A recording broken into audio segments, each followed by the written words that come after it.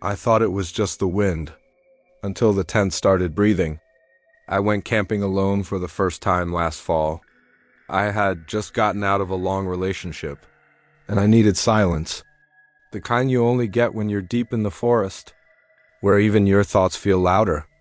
I set up near a forest reserve, no other campers nearby. Just me, a flickering lantern, and the rustle of trees too tall for comfort. That night, the forest was dead quiet. Even the wind had stopped. Around 1 a.m., I woke up suddenly. My chest was tight. I don't know why, I just knew something felt wrong. Then I heard it, breathing, but not mine. Not shallow like an animal. It was deep, slow, heavy. I held my breath. The sound continued.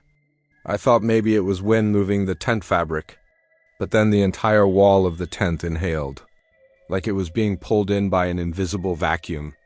The whole thing swelled inward, then slowly exhaled. The tent was breathing. I laid frozen, knife clutched in my hand. For 40 minutes, it rose and fell, soft, slow, steady, like something outside was syncing with my fear. When the sun finally rose, I tore out of the tent. No one was there. No animal tracks, no disturbed leaves, except for one thing on the side of the tent.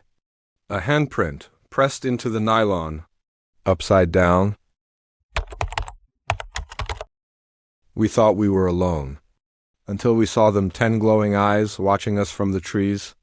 It was me, my cousins Jared and Ben, and my sister Lisa. We were the type of family that grew up on scary stories and sleepovers, where we dared each other to summon ghosts. So naturally, we decided to go deep into the woods for a weekend camping trip. We found a clearing 5 miles off the main trail. No service. No lights. Just us and the fire. The first night was perfect laughing. Roasting marshmallows, telling ghost stories.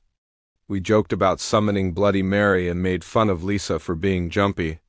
Then right in the middle of Jared's story, Lisa froze. "Guys," she whispered, "someone's watching us." We laughed it off, until we looked where she pointed. Beyond the firelight in the trees were eyes, 5 pairs, low to the ground, not blinking, just watching. We thought deer, coyotes, but they were too still, too evenly spaced, and too high for any animal we knew. I grabbed my flashlight and shined it toward them. Nothing. No creatures. Just empty trees. The second the flashlight went off, the eyes came back. Closer, Lisa started crying. Ben was frozen.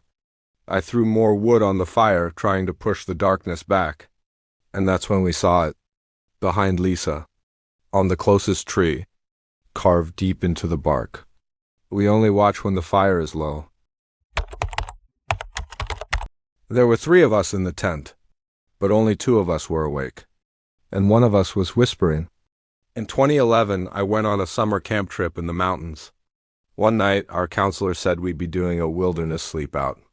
No tents, just tarps and sleeping bags under the stars. I shared one with 2 friends, Kyle and Jonah. We were 13. Still half laughing from our flashlight games as we settled in for the night. Around 2 a.m. I woke up.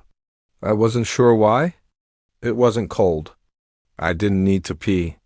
Then I heard something, whispering. It wasn't coming from the other tarps. It was soft, fast, like someone trying to wake someone up in secret.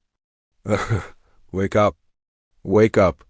I sat up and looked over. Kyle was asleep. So was Jonah, but the whispering, it was coming from the foot of the tarp. I held my breath, my eyes adjusting to the dark.